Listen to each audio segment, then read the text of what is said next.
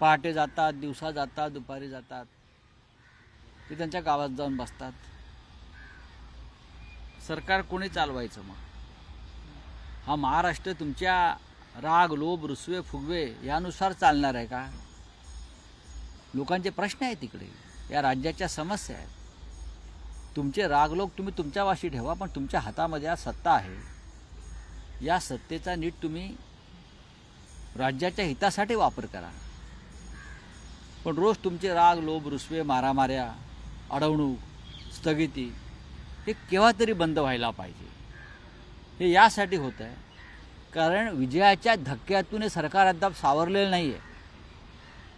एवढा मोठा विजय जो मिळाला आहे त्यांना तो पचवता येत नाही किंवा विजय कसा मिळाला या भ्रमात आणि या धक्क्यात सगळे आहेत आणि अद्याप हे लोक सावरलेले नाही आहे. राऊत साहेब, 2018 नंतर पहिल्यांदा मुख्यमंत्री देवेंद्र फडणवीस हे डावोसला गेले आहेत वर्ल्ड इकॉनॉमिक फोरमसाठी. ते डावोसला गेले आणि त्याच रात्री शिंदेही त्याच पहाटे शिंदेही दरेला गेले. जवळपास 2-3 दिवसांच्या दरे हे त्यांचं डावोसच आहे. तिथे बसूनच ते राज्य करतात ना, इन्व्हेस्टमेंट आणतात पक्षामध्ये, कुटुंबामध्ये, कार्यकर्त्यांमध्ये. ते दरे हे त्यांचं डावस आहे. पण वेळोवेळी त्यांची जी अस्वस्थता, त्यांची बघा नाराजी दिसून येते. बघा एकनाथ शिंदे हा कायम अस्वस्थ आत्मा आहे. त्यांनी खरं म्हणजे यावेळेला महाकुंभ मेळाव्यात जाऊन बसायला पाहिजे होतं नागा साधूंबरोबर.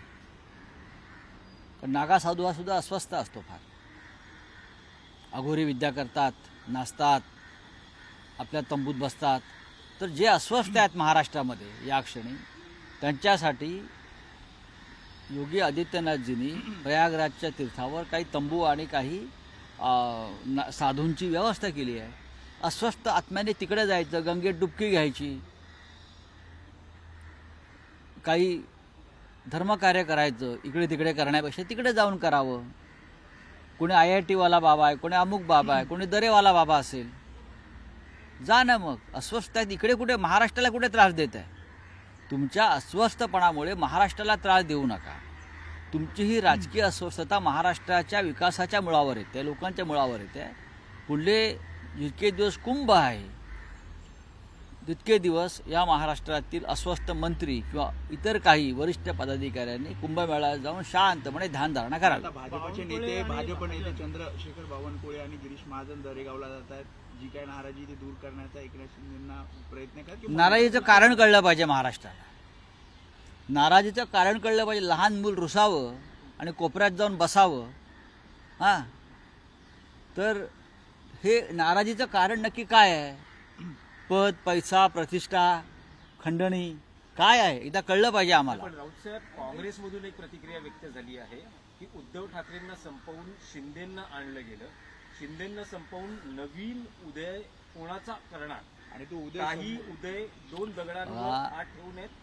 नेमका रोख कोणाकडे वाटतोय? मुळात काँग्रेस काय सांगते आहे की उद्धव ठाकरेजींना संपवून. उद्धव ठाकरे संपलेले नाही. बाळासाहेब ठाकरे माननीय हिंदू हृदय सम्राट त्यांनाही संपवण्याच्या वल्गना झाल्या त्या काळात. पण आम्ही सगळ्यांना पुरून उरलो. उद्धव ठाकरे यांना संपवण्याची भाषा हे काँग्रेसवाले करतायत. संपले. तुम्ही कुठे आहात? तुम्ही कुठे आहात? शिवसेना संपली नाही, शिवसेना संपणार नाही. आणि उद्धव ठाकरे यांच्या नेतृत्वाखालीच आम्ही पुन्हा उसळे घेऊ. आणि भारतीय जनता पक्षाची ही कूटनीती आहे. याला संपव, त्याला संपव, हा पक्ष फोडा, याला विकत घ्या. एकनाथ शिंदेंच्या भविष्यातसुद्धा तेच आहे जे त्यांनी शिवसेनेच्या बाबतीत केलं. आमच्या भाजपा, मोदी, शहा कोणालाही सोडत नाहीत आणि विशेषतः जे त्यांचे सख्खे आहेत, जे त्यांच्याबरोबर आहेत, त्यांना सोडत नाही. सगळ्यांशी त्यांची ठगगिरी सुरू असते. त्यांचं असं म्हणणं आहे की एकनाथ शिंदेंना बाजूला करून एक नवा उदय समोर येईल. उदय सामंतांचं नाव घ्या ना. उदय सामंतांचं नाव घ्या. डावसला घेऊन गेले. त्यांना समोर केले जाईल. उदय सामंत ह्यांच्याबरोबर माझ्या माहितीप्रमाणे 20 आमदार आहेत. 20 ही माझी माहिती आहे. 20 आमदार आहेत.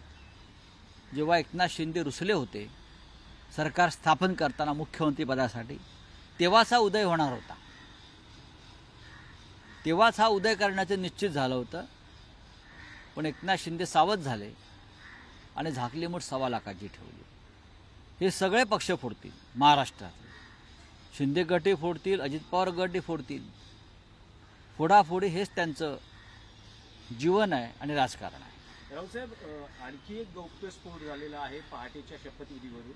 धनंजय मुंडे त्यांच्या भाषणात असं म्हणाले की पहाटेचा शपथविधी हा अजित पवारांविरोधात कटकारस्थान होतं. पुढे केलं आणि आपण ओरडून सांगत होतो की तुम्ही शपथ घ्यायला जाऊ नका. तरी मग अजित पवार मग ऐकले आता का नाही ओरडून सांगितलं? तेव्हा ओरडून सांगितलं.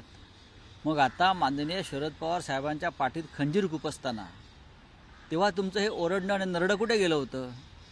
दादा हे चुकीचं करतोय आपण. पवार साहेबांना अशा प्रकारे या वयात त्रास देणं, छळणं, यातना देणं, त्यांनीच निर्माण केलेला पक्ष आणि आपण सगळे अशा प्रकारे बेमानी करणं हे योग्य नाही. पहाटेच्या शपथविधी संदर्भात तुम्ही ओरडत होतात, मग आता तुमचं ओरडणं कुठे गेलं? बघा काय बकवास आहे सगळं. नाही रावसाहेब, पण तो जो गौप्यस्फोट आहे तो पक्षांतर्गतच कटकारस्थान होतं असं कोणी केलं? असं एकूण रोख पक्ष आहे. मला धनंजय मुंडे. बघा, धनंजय मुंडे यांच्यावरती विश्वास ठेवत नाही. त्यांना जर एवढी रहस्य माहिती आहे तर त्यांनी सांगावं संतोष देशमुखचा खून नक्की कोणी आणि कशासाठी केला.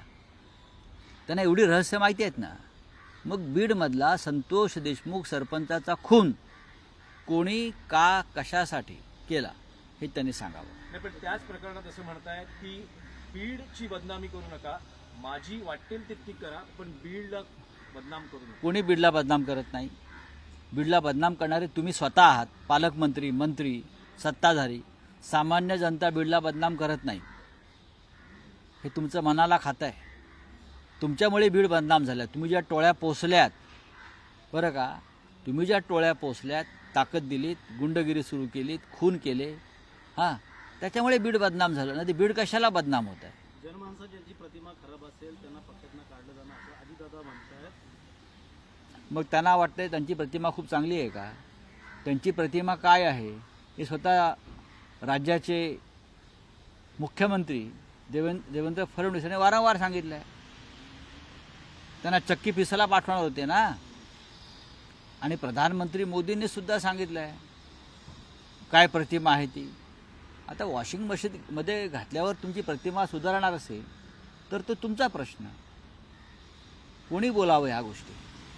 रावसाहेब, आणखी एक गंभीर विषय आहे.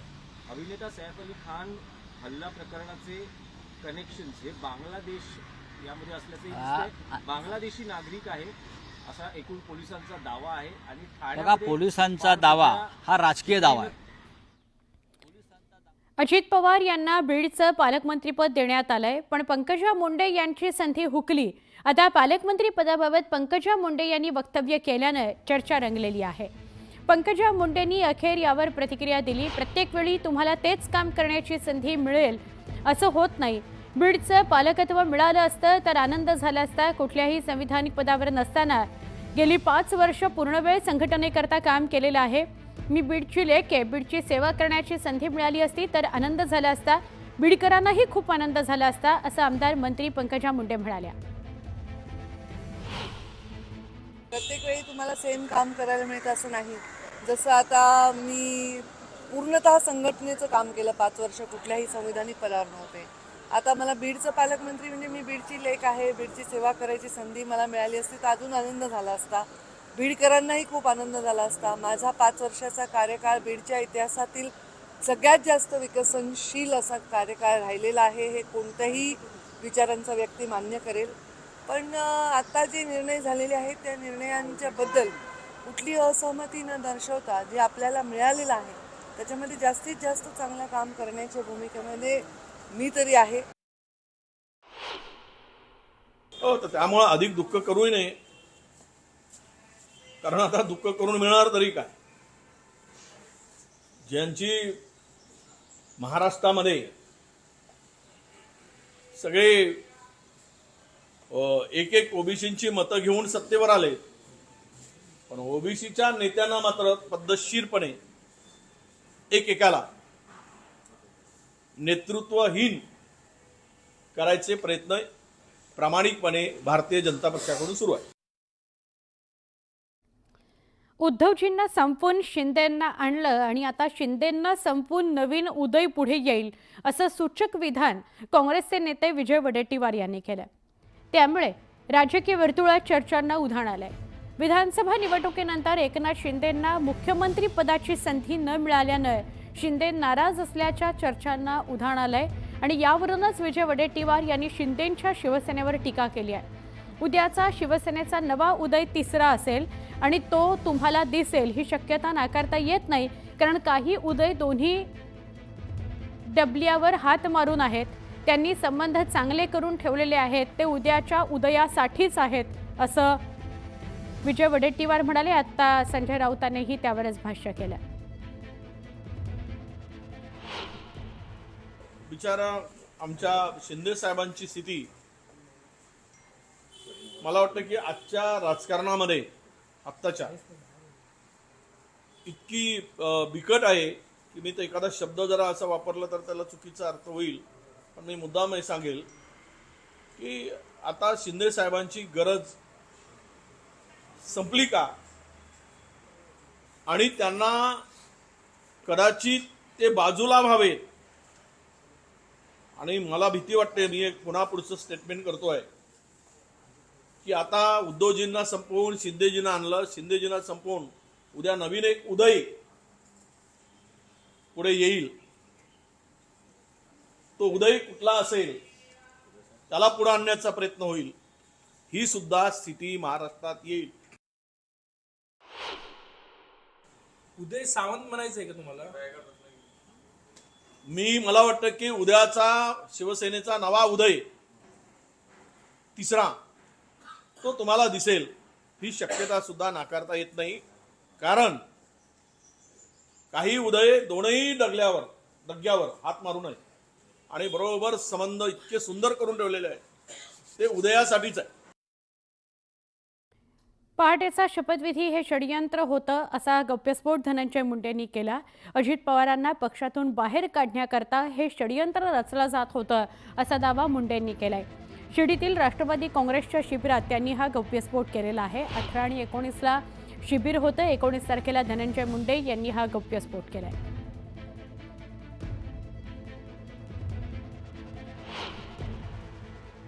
अगदी पहाटेच्या शपथविधीच्या बाबतीत त्याला पहाट म्हणत नाहीत असं दादा नेहमी म्हणतात.